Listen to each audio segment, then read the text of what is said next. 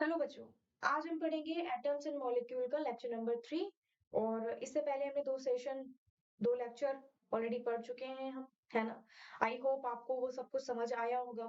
जो कुछ भी डाउट है आपका रिगार्डिंग टू दो सेशंस, वो आप टेलीग्राम चैनल पर हमसे पूछ सकते हैं। ठीक है, तो एटम एंड मॉलिक्यूल्स में आज हमारा लेक्चर नंबर 3 है। तो माय नेम इज प्रतिभा सक्सेना। ये कुछ क्वालिफिकेशन, कुछ चीजें मेरे बारे में, और इसके बाद टेलीग्राम चैनल जिस पर आपको डाउट आप पूछना अगर चाहते हैं तो सत्या शिक्षा 9-10, ये हमारा टेलीग्राम चैनल है। और ये लिंक आपको डिस्क्रिप्शन बॉक्स में भी मिल जाएगा। ऑल्दो आप टेलीग्राम पर जाकर भी इसको सर्च कर सकते हैं इजीली, आप इस चैनल को एक्सेस कर पाएंगे। दूसरा इसका बेनिफिट ये भी है कि यहाँ पर आपको सारे पीडीएफ नोट्स, नोटिफिकेशन, अपडेट सब कुछ मिलने वाला है, तो यहाँ पर ज्वाइन करना जरूरी हो जाता है। ठीक है, तो चलो भाई शुरू करते हैं। आज हमें क्या पढ़ना है? बेसिकली आज हमें कुछ चीजें पढ़नी है, जैसे वैलेंसी, एटॉमिक मास, ठीक है, और एटोमिसिटी, और आपका एक और सेगमेंट है जिसमें हम एटॉमिक मास, वैलेंसी, और उसके बाद हम पढ़ेंगे केमिकल फॉर्मूलाज, कि किस तरीके से केमिकल फॉर्मूलाज बनाएंगे, किस तरीके से बनाने होते हैं, क्या रूल्स होते हैं। बहुत इजी है, ठीक है। अगर आप समझ नहीं पा रहा हो, अच्छे से फोकस के साथ में समझो तो सब कुछ इजी है, ठीक है। चलो भाई शुरू करते हैं। सबसे पहले देखो, आपको सबसे पहले तो मैं ये बताना चाहूंगी कि एटम में हम लोगों ने एटम के बारे में तो ऑलरेडी स्टडी कर लिया था कि एटम क्या होता है। एक एटम जिसका अगर साइज जब हम पता करना होता है हमें, तो हम उसके लिए एटॉमिक रेडियस या एटॉमिक रेडियाई का यूज करते हैं, ठीक है। एटॉमिक रेडियाई का यूज करते हैं। सेकेंड वन इज कि एटम में आप लोगों ने बहुत सारी चीजें पढ़ रखी हैं, तो अभी मैं उसको फिर से रिपीट नहीं करूंगी, क्योंकि हम ऑलरेडी बहुत बार उसको रिपीट कर चुके हैं, हम लोग बहुत बार उसको समझ चुके हैं। क्योंकि ये चैप्टर ही पूरा एटम्स एंड मॉलिक्यूल पे घूम रहा है, तो घूम करके फिर हम एटम पे आते हैं, फिर हम मॉलिक्यूल पे आते हैं, सारी चीजें हम पढ़ रहे हैं। तो बेसिकली एटॉमिक मास की बात कर रहे हैं, तो एटॉमिक मास का मतलब है कि एटम के मास की बात हम कर रहे हैं। तो एटॉमिक मास सिंपल सा है कि किसी भी एटम का mass of any atom is called atomic mass. याद रखोगे, ठीक है। तो mass of any atom is called atomic mass, और इसकी डेफिनेशन साइंटिस्ट ने अलग अलग तरीके से दी, तो जो फाइनल डेफिनेशन है वो हम पढ़ेंगे। 1961 में कुछ साइंटिस्ट ने एक डेफिनेशन निकाली। उसके अकॉर्डिंग इन्होंने बताया कि जो कार्बन का C12 आइसोटोप होता है, कार्बन 12 का जो आपका 12th, अगर हम उसका मास देखें, टोटल मास का 1/12 देखें, ठीक है, कार्बन 12 के टोटल मास का 1/12 जो है, और उसका कंपेयर करवा दे हम उस एलिमेंट का जिसका भी मास निकालना है उसके एवरेज मास से, तो हमारा एटॉमिक मास निकल करके आ जाता है। ये ऐसा डेफिनेशन दिया गया, वो आगे हम पढ़ेंगे। एटॉमिक मास में अगर हम बात करें तो सबसे कम, यानी कि सबसे छोटा एटम हमें पता है कौन सा होता है, हाइड्रोजन एटम होता है, तो एटॉमिक मास इसका सबसे कम होता है, ठीक है। तो यहाँ पर कुछ सीरीज आपको दिख रही है, कलरफुल, रंग बिरंगी। हाइड्रोजन, ठीक है, उसके बाद में नाइट्रोजन है, कार्बन है, ऑक्सीजन है, और सोडियम है, क्लोरीन है, कैल्शियम है, और अगेन नाइट्रोजन की फिर बात की जा रही है। नाइट्रोजन यहाँ पर ये बताता है कि जो नाइट्रोजन का मास है वो 14 हाइड्रोजन के मास के बराबर होता है। देखिए आगे कैसे, जो वन एटम ऑफ नाइट्रोजन है इसका जितना मास है, ठीक है, या ऐसे भी कह सकते हैं कि one atom of nitrogen is equal to the 14 atoms of hydrogen, ठीक है। दोनों के मास में कितना अंतर है, रिलेटिव मास अगर हम निकालें नाइट्रोजन का, तो रिलेटिव मास हो जाता है नाइट्रोजन का 14। कैसे हो जाता है, क्योंकि हाइड्रोजन के कंपैरिजन में अगर 14 हाइड्रोजन के एटम ले लिए जाए तो एक एटम बनता है नाइट्रोजन का। तो बेसिकली एटम का जो आप एटॉमिक मास जो अगर आप पढ़ते हो, तो उसमें बेसिकली हम ये पढ़ रहे हैं कि एक एटम का कितना मास है, या फिर कोई भी एलिमेंट कितने सारे एटम्स से मिलकर के बना हुआ है, और वो कितने सारे एटम्स से मिलकर के बना हुआ है और उनका कितना मास है, तो वही उसका पूरे एलिमेंट का एक पूरा एटॉमिक मास निकल करके आ जाता है। एक एटम की बात करें, अगर एलिमेंट के रिस्पेक्ट में देखें, तो एलिमेंट जिस भी एटम से मिलकर के बना है उसका कितना मास है, और एक एटम की बात करें तो उस एटम का कितना मास है, इस बेसिस पे हम देखते हैं। दूसरा क्या, कि अगर हम डेफिनेशन ऑफ एटॉमिक मास हमें लिखना हो कि एटॉमिक मास की डेफिनेशन क्या है, तो 1961 में बहुत सारे साइंटिस्ट ने अलग अलग तरीके की डेफिनेशन दी, जिसमें जो सबसे फाइनल और सबसे सटीक डेफिनेशन मानी गई वो ये थी कि जो एटॉमिक मास होता है of an element is defined as the average mass of all the isotopes of all the isotopes of the element। ठीक है, एलिमेंट का जो किसी का भी अगर एटॉमिक मास हमें डिफाइन करना हो तो उस एलिमेंट के जितने भी आइसोटोप्स बन रहे हैं उसकी कंपैरिजन अगर हम करना दें कार्बन के सी एटम के 1/12 मास के, तो हमारा जो निकल करके मास आता है वो होता है एटॉमिक मास। ठीक है, तो इसको कैसे हमें रेट करना है, कैसे हमें समझना है, the atomic mass of an element is defined as the average mass of all the isotopes of an element as compared to 1/12 of the mass of one carbon 12 atom। ठीक है, कार्बन 12 क्या है, एक आइसोटोप है जिसमें 98 point something आपकी जो है प्योरिटी रहती है कार्बन की। ठीक है, आइसोटोप क्या होते हैं, आइसोटोप वो होते हैं जिसमें एटॉमिक नंबर सेम रहता है but atomic mass different different. ठीक है, क्लियर है। तो atomic mass of an element is a ratio, ये एक रेशियो होता है क्योंकि हम रिलेटिवली किसी को देख रहे हैं, कंपेयर करा करके देख रहे हैं, इसलिए इसको रेशियो की फॉर्म में हम देख पाते हैं। तो एटॉमिक मास एक एलिमेंट का आपका एक रेशियो होता है एंड हैज नो यूनिट, इसकी कोई यूनिट नहीं होती है। ऑल्दो इसको एक्सप्रेस करने का एक तरीका होता है जिसको हम एएमयू कहते हैं, एएमयू, और या फिर हम उसको यूनिफाइड मास भी कहते हैं। तो यूनिफाइड मास यानी कि एएमयू बच्चों, ये जो होता है इसको पहले एएमयू से रिप्रेजेंट किया जाता था, बट देन फिर फाइनली इसको क्या किया गया, रिप्लेस कर दिया गया ओनली यू से।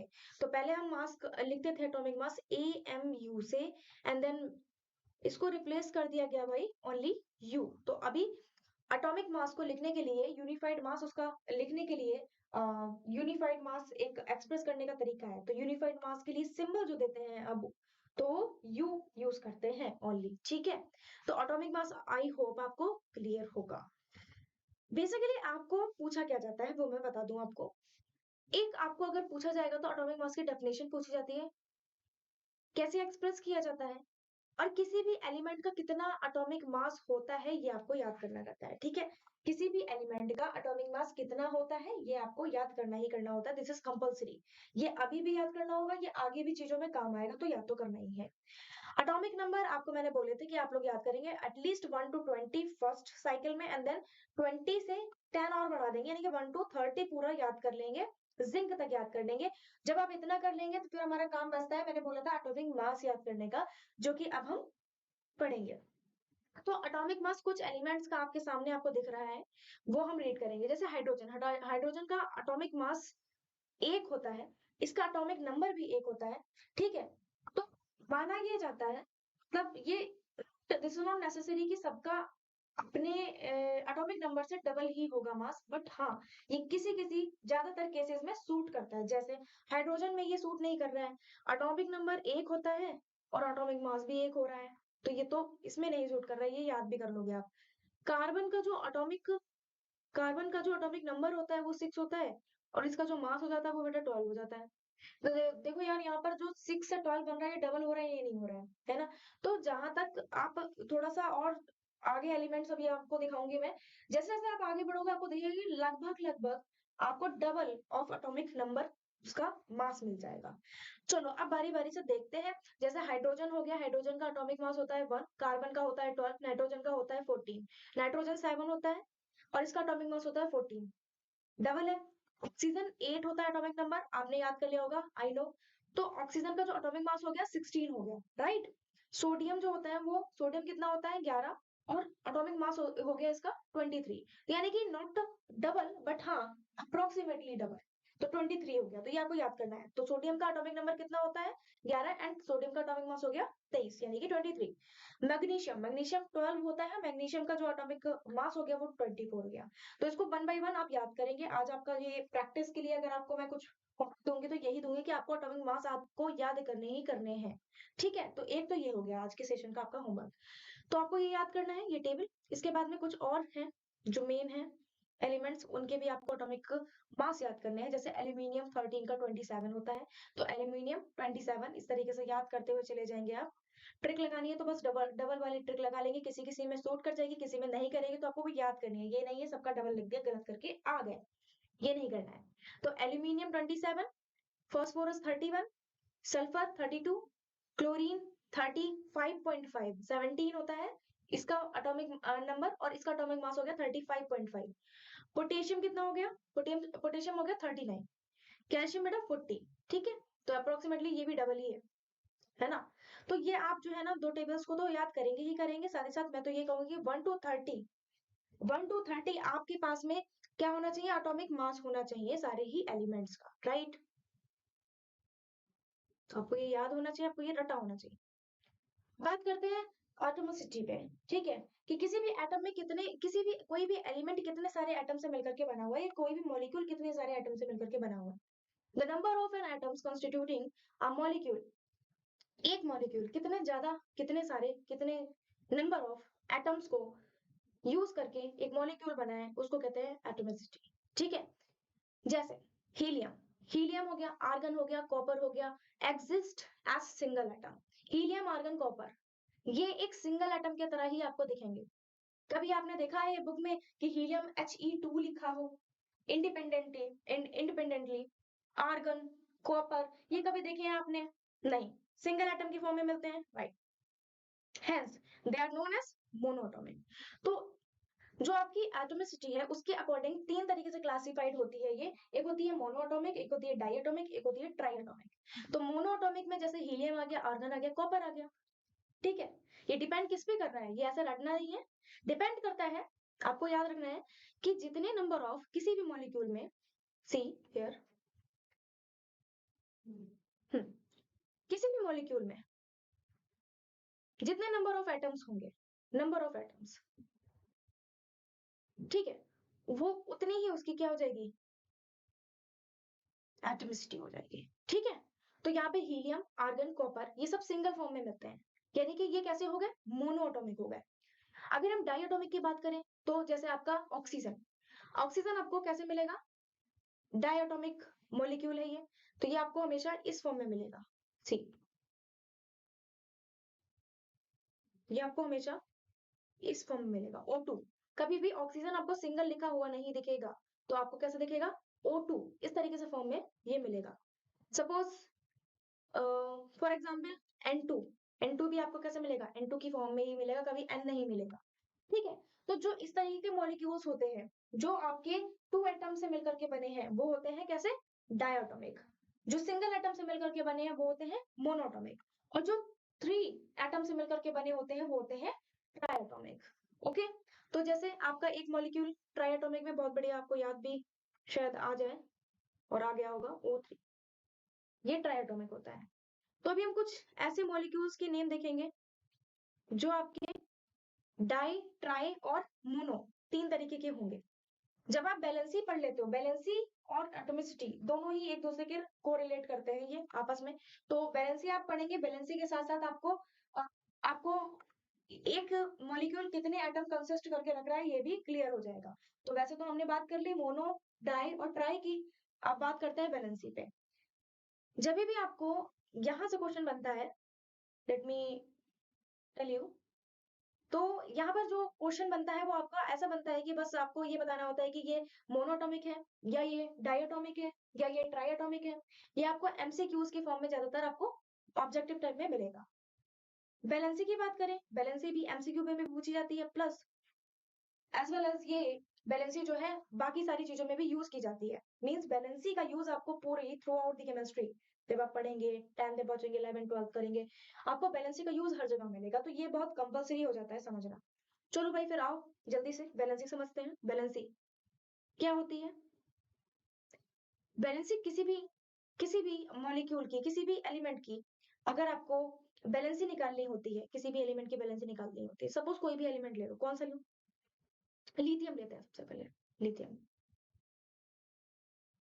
लिथियम, मुझे इसकी बैलेंसी निकालनी है, मुझे कुछ नहीं पता बैलेंसी कैसे निकालनी, कुछ नहीं पता क्या होता है, नथिंग, नथिंग एल्स। लिथियम का आप कॉन्फ़िगरेशन जानते हैं कितना होगा? बात आती है कि क्या आप लिथियम का एटॉमिक नंबर जानते हैं? जानते हैं, 3। तो क्या कॉन्फ़िगरेशन बना लोगे? बना लेंगे, कैसे? 2 कॉमा, एक तो 2 आ जाएगा के वाली शेल में, KLMN होता है ना, ठीक है, तो के में 2 आ गए, एल में कितने बचे भाई? 3 ही तो टोटल है, तो एक ही तो बचेगा, यानी कि ये अभी कैसा है? अनस्टेबल है, अनस्टेबल है, राइट? ओके। बात अनस्टेबल स्टेबल की नहीं, वैलेंसी के लिए आपको बस ये देखना होता है कि आउटर मोस्ट शेल के आउटर मोस्ट शेल में कितने इलेक्ट्रॉन्स हैं। तो आउटर मोस्ट शेल यानी कि उसको हम वैलेंस शेल भी कहते हैं। क्या कहते हैं? लिख देती हूँ यहाँ पे, वैलेंस शेल। इसका मतलब होता है कि वैलेंस शेल या आउटर मोस्ट शेल में कितने इलेक्ट्रॉन्स हैं। अब लिथियम की बात करें, 3 इसका एटॉमिक नंबर होता है। कॉन्फ़िगरेशन बना करके देखा तो भैया यहाँ पर आया 2 और 1, यानी कि 2,1, यानी कि वैलेंस शेल में इलेक्ट्रॉन आ गया 1। इसका मतलब क्या हो गया? इसका मतलब ये हुआ कि लिथियम को स्टेबल होने के लिए, अभी तो अनस्टेबल है, इसका ऑक्टेट पूरा नहीं है, इसको इनर्ट गैस अरेंजमेंट में जाना होगा। पढ़ा है हम लोगों ने।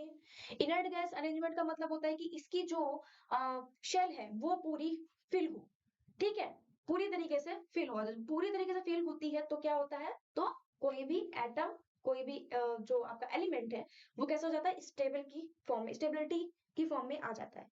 तो लिथियम भी चाहेगा कि वो स्टेबल हो जाए। पीरियोडिक टेबल में जितने भी एलिमेंट्स है वो सब चाह रहे हैं कि मैं स्टेबल हो जाऊं, ठीक है। तो हर कोई चाह रहा है कि क्या करें हम? स्टेबिलिटी की फॉर्म में आ जाए। तो क्या करते हैं? जिसके पास में कमी है, अब जैसे हमारा लिथियम है, लिथियम को क्या चाहिए? एक इलेक्ट्रॉन चाहिए, या तो वो एक इलेक्ट्रॉन को लूज कर दे या फिर एक इलेक्ट्रॉन को एक्सेप्ट कर ले, राइट? कितने की कमी है? एक की कमी है। तो यहाँ पर लिथियम की अगर हम बात करें तो लिथियम कितने से क्या करेगा? या तो एक इलेक्ट्रॉन को लेगा या एक इलेक्ट्रॉन को दे देगा। मीन्स ये एक इलेक्ट्रॉन की शेयरिंग करेगा, कह सकते हैं। अब चाहे वो बॉन्ड बनाने में हो, राइट? तो कितने की कमी है? एक इलेक्ट्रॉन की कमी है, यानी कि एक इलेक्ट्रॉन का क्या होगा? लेन देन होगा, ठीक है। शेयरिंग करेगा ये किसी के साथ में, अगर इसे स्टेबल होना है। तो इसकी वैलेंसी कितनी हो जाएगी? वैलेंसी विल बी 1, ठीक है, 1। तो लिथियम की वैलेंसी कितनी हो जाएगी? 1। कैसे पहचाना मैंने? सिंपल सी बात करें अगर, तो लिथियम के आउटरमोस्ट शेल में एक इलेक्ट्रॉन है, इसलिए इसकी वैलेंसी हो गई 1, करेक्ट। आगे बढ़ते हैं, मैग्नीशियम का बनाकर देखते हैं। मैग्नीशियम 12, इसका इलेक्ट्रॉनिक कॉन्फ़िगरेशन हो जाता है कितना? 2,8,2, इतना ही तो होगा। 2, 8, 10 और 2, 12। आउटर मोस्ट शेल में इलेक्ट्रॉन कितने हो गए? वैलेंस शेल में इलेक्ट्रॉन कितने हो गए? वैलेंस शेल इलेक्ट्रॉन ये हो गए 2। दैट मीन कि 2 की कमी है। 2 की कमी है, ऐसा बोले क्या? नहीं, 2 की कमी नहीं है, ये स्टेबल फॉर्म में है। 282 ये स्टेबल फॉर्म में है ना? कह सकते हैं क्या? देखो भाई, 8 इसको क्या चाहिए? या तो ये 2 इलेक्ट्रॉन लूज कर दे, गलत।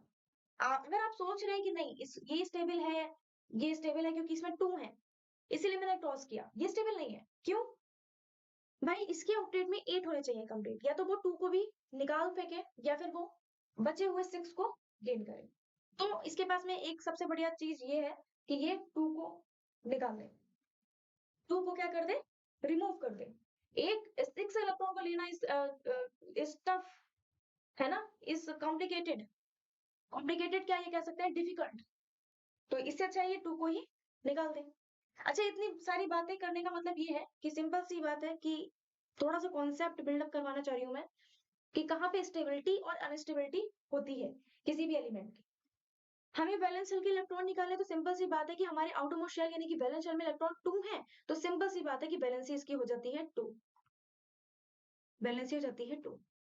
अभी हम वैलेंसी को थोड़ा शॉर्ट में देख रहे हैं, ठीक है। जैसे आप अभी क्लास 10th में आओगे और अच्छे से पढ़ोगे इसे, ठीक है। तो वैलेंसी में आप क्या देखते हो कि किसी भी एलिमेंट के आउटरमोस्ट शेल में कितने इलेक्ट्रॉन है, वही उसकी वैलेंसी हो जाती है। तो वैलेंसी का मतलब क्या निकल कर रहा है? The conclusion of the story is कि कोई भी एलिमेंट कि जितनी किसी भी एलिमेंट की जितनी कंबाइनिंग कैपेसिटी होती है, कितना वो कितने नंबर ऑफ इलेक्ट्रॉन से वो क्या कर सकता है? कंबाइन कर पा रहा है, ठीक है, वही उसकी वैलेंसी हो जाती है। जैसे लिथियम के केस में देखो 1 थे हमें, तो 1 उसकी कंबाइनिंग कैपेसिटी थी, तो 1 वैलेंसी हो गई। इसमें 2 है, इसमें 2 हो गई। ऐसे ही और होंगे, तो देखते हैं और सारे एलिमेंट्स कौन से होते हैं। और वैलेंसी की अगर हमें एक्चुअल डेफिनेशन देनी हो तो कैसे देंगे? अगर हमें फाइंड आउट करना है वैलेंसी सोडियम 11 की, मैंने मैग्नीशियम लिथियम की दिखाई, चलो सोडियम 11 की देखते हैं। सोडियम 11 का सबसे पहले कॉन्फ़िगरेशन बना देंगे 281 होगा, राइट? किसी को कोई प्रॉब्लम नहीं है ना, ये तो सबको पता है। अनस्टेबल स्ट्रक्चर हो गया ये, अनस्टेबल एलिमेंट हो गया। क्या चाहेगा? स्टेबल होना। तो क्या करेगा? कंबाइन करना चाहेगा किसी के साथ में। कितने इलेक्ट्रॉन से? एक इलेक्ट्रॉन से। तो इसकी वैलेंसी कितनी हो जाएगी? वैलेंसी ऑफ सोडियम इज 1, इसीलिए इसकी वैलेंसी हो जाएगी 1। ये क्या करना चाहेगा? ये अपने इलेक्ट्रॉन को देना चाहेगा, रिमूव करना चाहेगा। अगर किसी को जरूरत है तो ले लो, क्योंकि मुझे ये जो एक इलेक्ट्रॉन है बहुत हड़ रहा है, सोडियम कह रहा है कि मुझे ये एक इलेक्ट्रॉन यार बहुत हड़ रहा है, इसको ले लो कोई यार। इसको तुम ले लोगे तो यार मेरे पास में ना ऑक्टेट कंप्लीट हो जाएगा, 2,8 हो जाएगा और मैं हो जाऊंगा स्टेबल, मुझे नहीं चाहिए ये एक इलेक्ट्रॉन फालतू का। तो ये क्या करना चाहेगा कि ये रिलीज करना चाहेगा ये, और ये देना चाहेगा किसी को भी एक इलेक्ट्रॉन। ठीक है, तो कंबाइनिंग कैपेसिटी किसमें आ गई? यही तो आ गई कि कितने से कंबाइन कर सकता है, कितने का इलेक्ट्रॉन का शेयर कर सकता है, रिमूव करवा सकता है। तो valency of electron, valency of sodium क्या हो गई? 1 हो गई। इसी तरीके से जैसे लिथियम की 1 हो गई, सोडियम की 1 हो गई, मैग्नीशियम की 2 हो गई। ये सब कुछ रिलेट कर पा रहे हो आप? सब कुछ रिलेट कर पा रहे हो, राइट? तो बैलेंसी निकालना तो बहुत आसान है। हो गया ना क्लियर? बैलेंसी की डेफिनेशन कैसे दोगे? The combining capacity of any element is called its valency. Valency is equals to the number of electron in the outermost shell, है ना? outermost shell में जितने भी होंगे, या number of electron in the valence shell, इतना हो जाएगा। फिर चलो आओ कुछ balances of some common metal elements की याद करते हैं।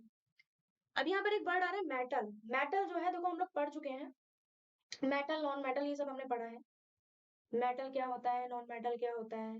मेटल क्या करते हैं? लूज करते हैं इलेक्ट्रॉन को, नॉन मेटल क्या करते हैं? गेन करते हैं, ऐसा बोला जाता है। और फिजिकल प्रॉपर्टी की बात करें तो मेटल लस्ट्रस होते हैं, नॉन मेटल नहीं होते हैं, ये सब पढ़ चुके हो आई थिंक।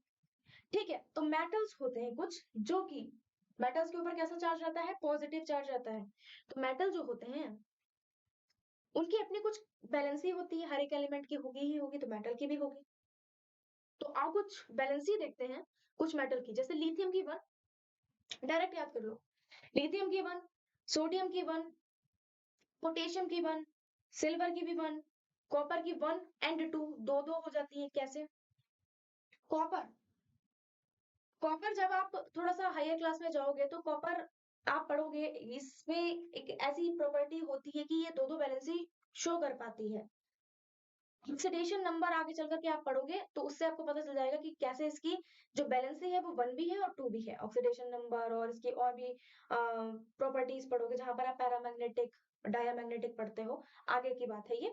तो अभी के लिए आपको सिर्फ इतना याद करना है, valency of some common metal elements is lithium, sodium, potassium, silver, इन सब की होती है 1 1।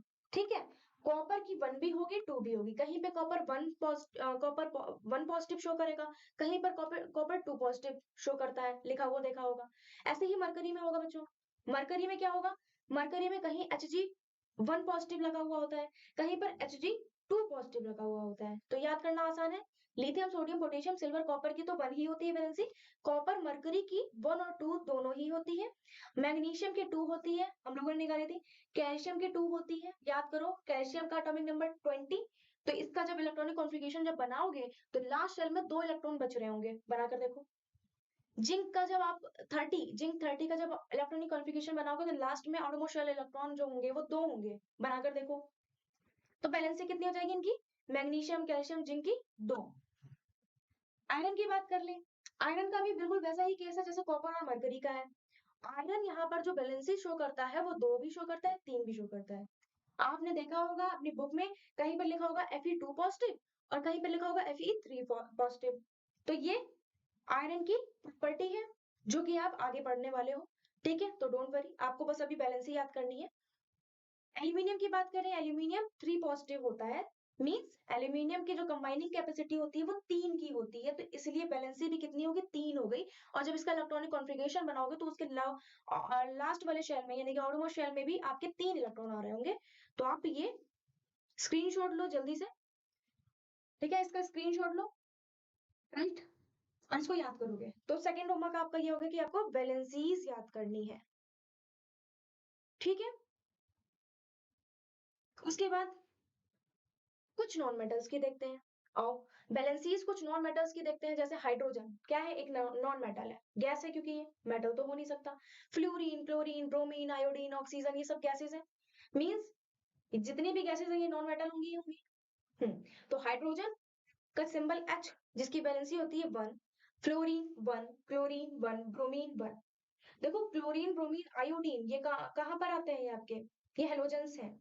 इन सबकी एक एक वैलेंसी होती है, लास्ट चार्ज में इनकी एक ही इलेक्ट्रॉन आता है।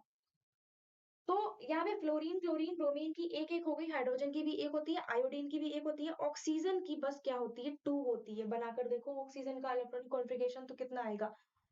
जो आपका ऑक्सीजन का एटॉमिक नंबर है कितना होता है, 8 होता है। जब आप इसका इलेक्ट्रॉनिक कॉन्फ़िगरेशन बनाओगे, लास्ट में बैलेंस शेल में इलेक्ट्रॉन 2 आएंगे, तो बैलेंसीज की हो गई 2। सल्फर 16 का जब आप इलेक्ट्रॉनिक कॉन्फ़िगरेशन बनाओगे, बैलेंसी आ जाएगी आपकी उसके हिसाब से 2। ठीक है। नाइट्रोजन जब बनाओगे, नाइट्रोजन जब आप बनाओगे तो इसकी वैलेंसी हो जाएगी 3। ठीक है, वैलेंसी निकल कर आएगी 3। फॉस्फोरस 3, कार्बन 4, कार्बन की तो आप जानते हो कार्बन 4 होता है। कंबाइनिंग कैपेसिटी इसकी कितनी होती है, 4। आगे बढ़ते हैं, तो इसका स्क्रीनशॉट लो पहले और इसको याद करके आओगे। तो एक हो गया वैलेंसी, एक हो गया एटॉमिक मास, है ना, इतनी चीजें हो गई। इसके बाद वैलेंसीज ऑफ सम एलिमेंट, जैसे हीलियम की कितनी होती है, अगर कभी भी वैलेंसी हीलियम की आ जाए तो हमेशा 0 होती है इसकी। ठीक है, इसकी वैलेंसी 0 होती है। ओके, हाइड्रोजन की 1, फ्लोरीन की 1, क्लोरीन की 1, ये हम पढ़ चुके हैं ऑलरेडी।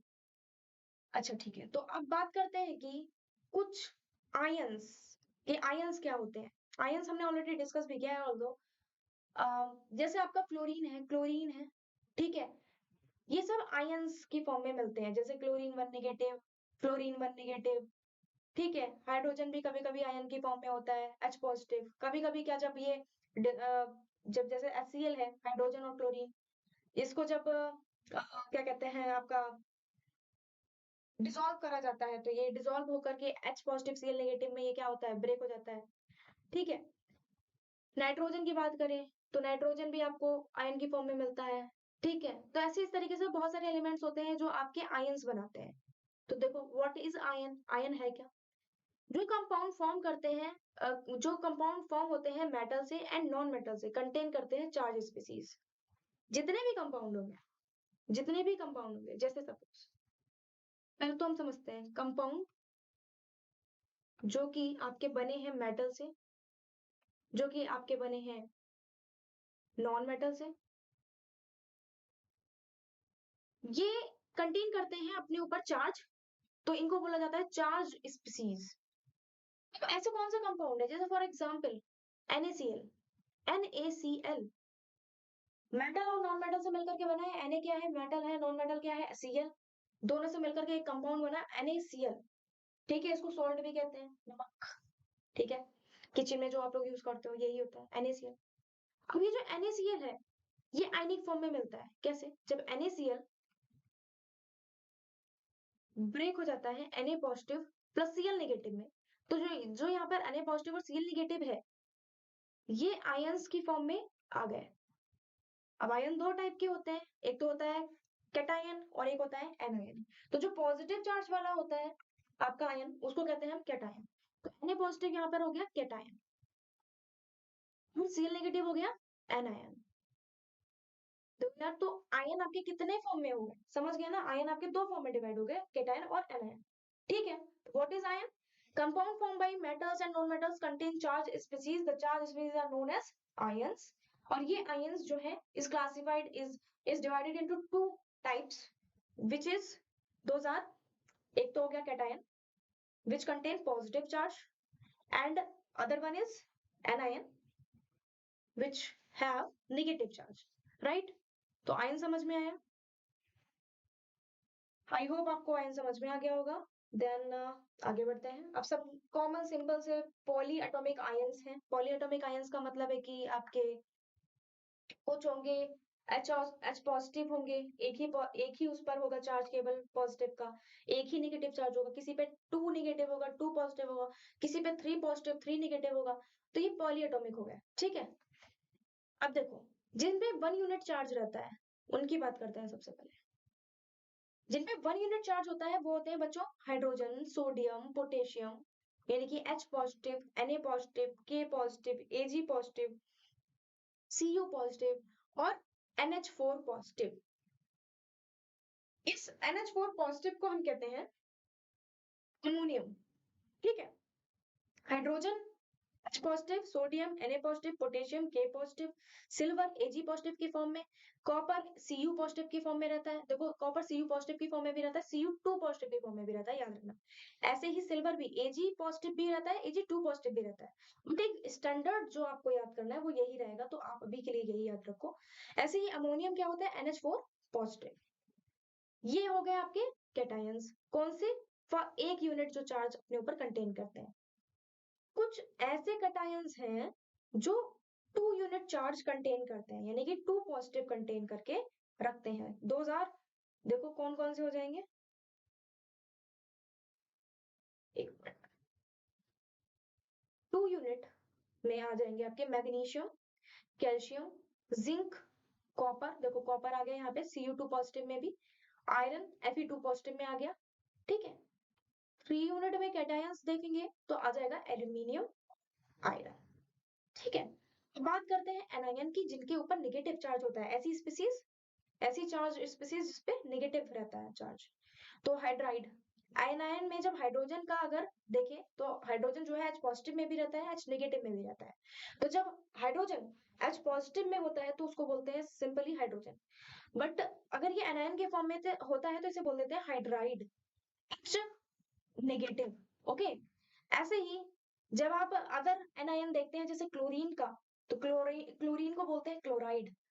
एक तो हो गया सिंपल क्लोरीन, ऐसे आपने लिखा हुआ देख लिया क्लोरीन, है ना। और एक हो गया Cl नेगेटिव, यानी क्लोरीन पे 1 नेगेटिव, तो आप उसको क्लोरीन नहीं बोलोगे, उसको बोलोगे क्लोराइड।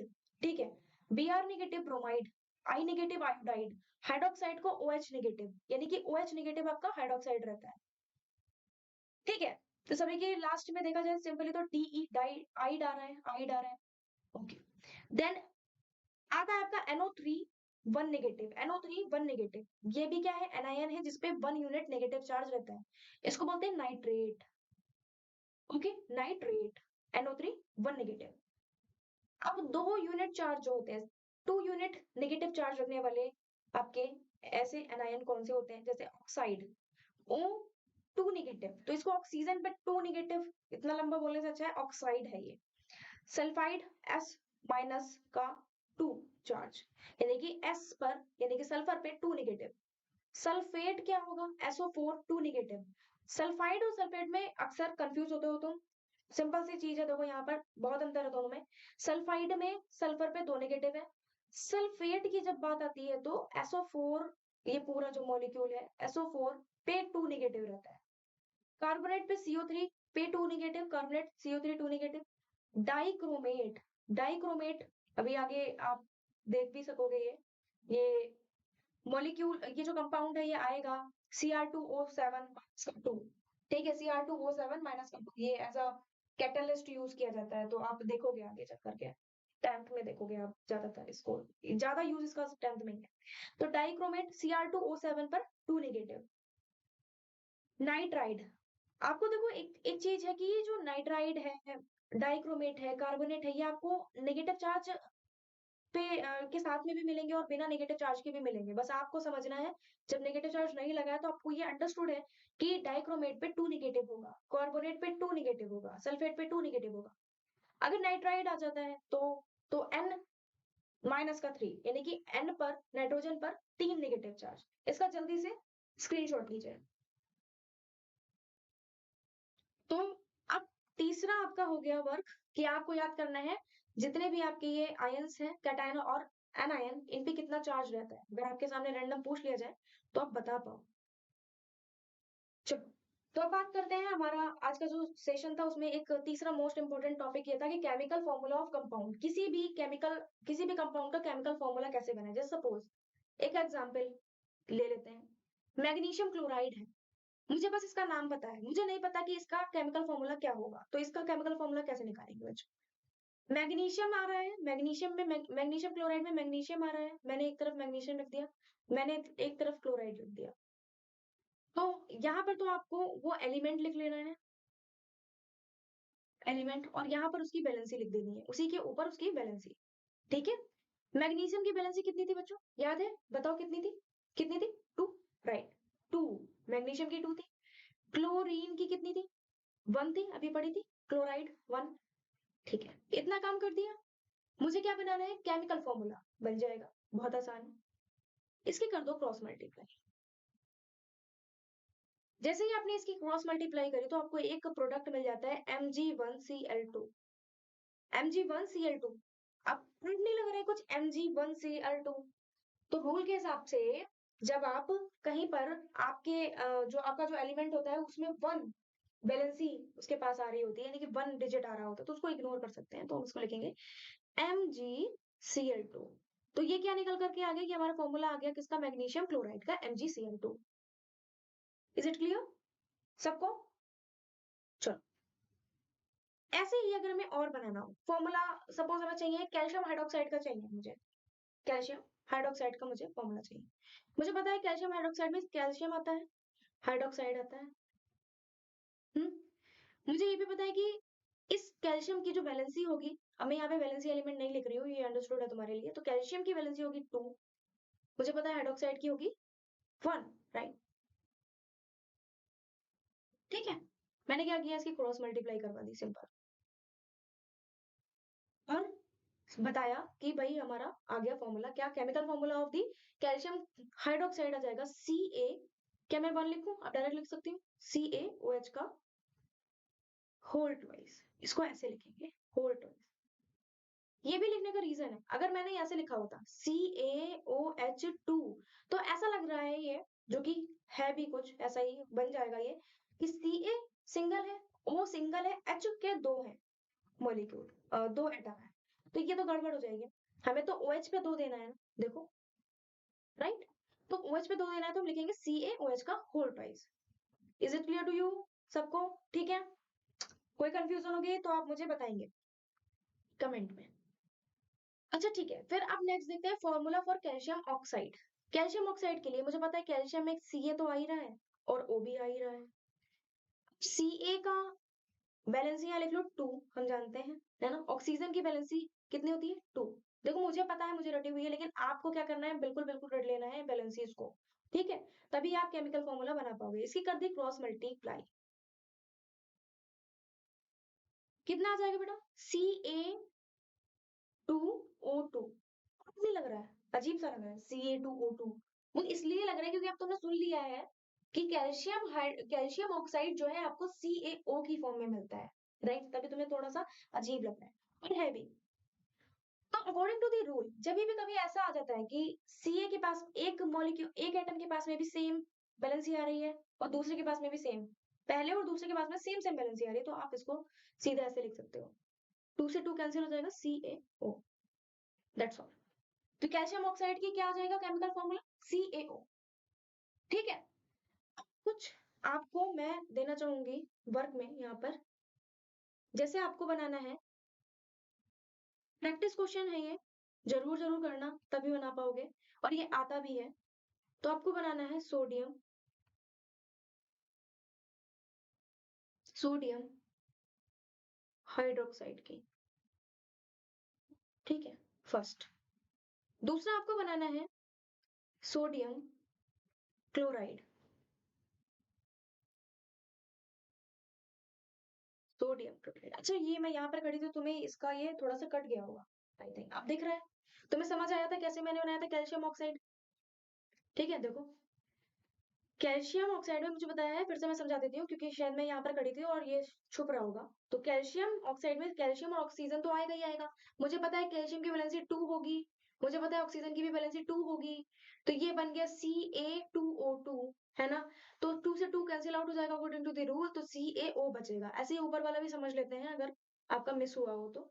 देखो ऊपर वाले में दिया है कैल्शियम हाइड्रोक्साइड का बताना था, कैल्शियम हाइड्रोक्साइड का, तो कैल्शियम आएगा हाइड्रोक्साइड आएगा, कैल्शियम की वैलेंसी 2 होती है, हाइड्रोक्साइड की वैलेंसी 1 होती है, अभी पीछे देखी थी। तो यहाँ पर आ जाएगा CaOH का होल ट्वाइस, OH का होल ट्वाइस क्योंकि OH को देना है 2, और अगर हम ऐसे लिख देंगे तो ये हो जाएगा गड़बड़, घोटाला, तो ऐसे नहीं लिखना है। अब मैं यहाँ पर आ जाती हूँ, अब देखो फॉर्मूला फॉर कैल्शियम ऑक्साइड आपको मैंने बता दिया, फॉर्मूला ऑफ कैल्शियम हाइड्रोक्साइड बता दिया, और इस पीछे भी बताया था मैंने मैग्नीशियम क्लोराइड का। अब आपको ये 3 क्वेश्चंस 4 क्वेश्चंस लगाने हैं। एक हो गया सोडियम हाइड्रोक्साइड, एक हो गया सोडियम क्लोराइड, एक हो गया um, calcium calcium carbonate carbonate okay. And fourth is क्या दूं आपको, किस तरीके से, कौन सा देना चाहिए, चलो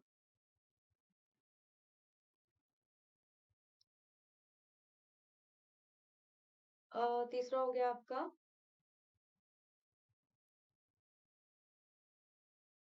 प्लैंक। समझ नहीं आ रहा, चलो ये वाला देती हूँ, याद आ गया। बहुत ज्यादा टफ नहीं देना है ना, सब दिमाग में रैंडम तो फिर कुछ भी आ रहा है। तो आप लगा कर लाइए मैग्नीशियम